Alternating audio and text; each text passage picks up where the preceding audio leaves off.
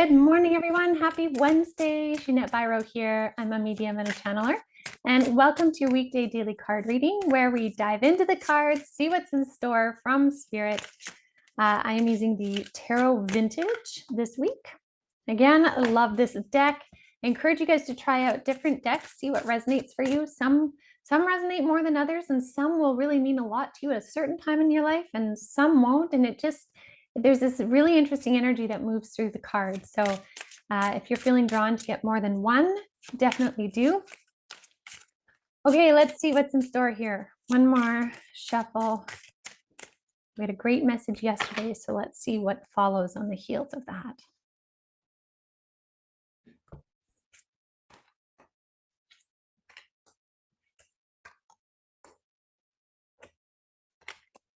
Okay, very interesting. Okay.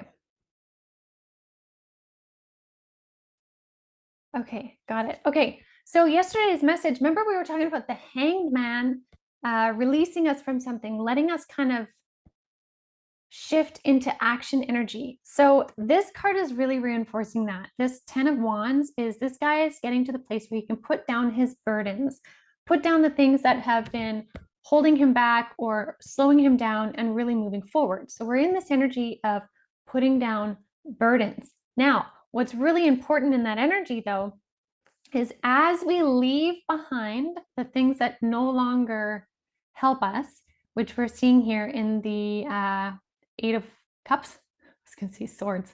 Eight of Cups. The Eight of Cups is about letting something go and walking away. Okay, you can see this man here is walking away from something. And it's his willingness to walk away, to let go of what no longer applies, is really what's needed in this 10 of Wands energy to really allow that shift and movement into the goodness, into that 10 of Pentacles, like we saw yesterday. And so they're saying within that energy, though, it's important that as you walk away, let that go, is not to fall into Five of Cups energy, which is like real grief,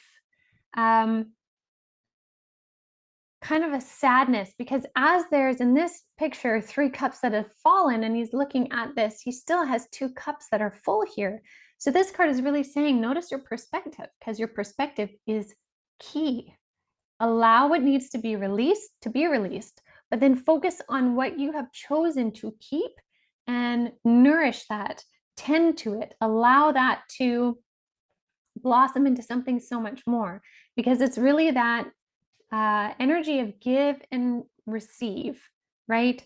Of bringing in what you want and letting go what you don't need, of helping where you can and asking for help where you need is really important. And we're seeing that echoed in this Six of Pentacles card, which is really being in a position to give and receive, right? So your perspective could block you from this. And this Six of Pentacles card is where we really see energy flow. The goodness, excuse me, can really flow when you stay in the Six of Pentacles energy. You will get blocked if you fall into the Five of Cups energy and fall into the lack, in the sadness of walking away. It doesn't mean we can't have a moment of mourning or a period of, pondering or recalibrating when we let go of something, but we can also really focus on the fact that we are freeing ourselves from something to give more time, space, and energy to what we really want. And within that space of what we really want, we're in an energy of give and take. And that really is flow, because flow is all about not blocking something or being unbalanced one way or another. And that's really going to help you get to that desired, Spirit's calling it a juncture point. And I guess I'll just go with what they're calling it. It's another choice point of shift and change in your path. And that's a really good place to be at.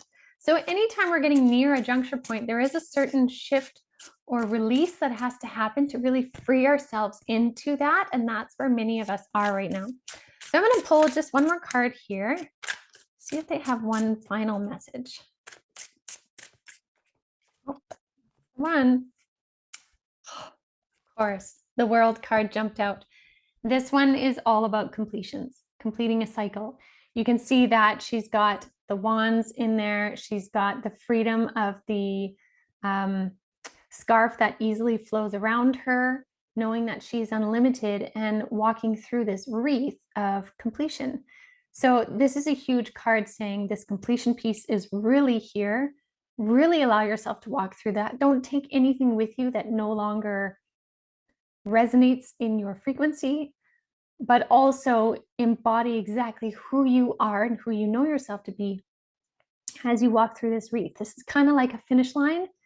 It's also really symbolic of that. So it's like you've reached this completion point, celebrate it, allow yourself the freedom to be who you are now, and then stay again in that energy of flow as you're moving forward. You're in a new phase and a new energy. This is an exciting place to be. Sorry, they're really chatty this whole time that I'm talking with you guys. It's quite funny. It's a little bit distracting. Let me just see what they have to say.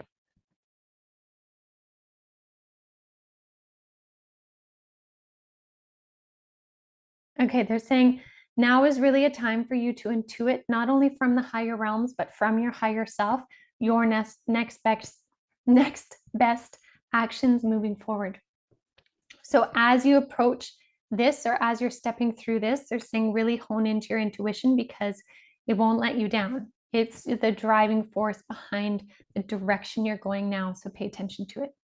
So I'll leave that with you guys. I hope that helps. Happy Wednesday. I so look forward to seeing what comes tomorrow. And definitely check out Spirit Coffee Talk on Friday on the Avalon Spirit YouTube page. If you haven't checked that out already, definitely do. Myself, Elise Catherine, and Lisa Richmond.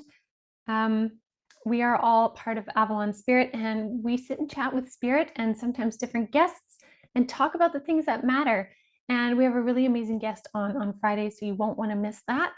So I hope to see you guys there and have a beautiful rest of your day.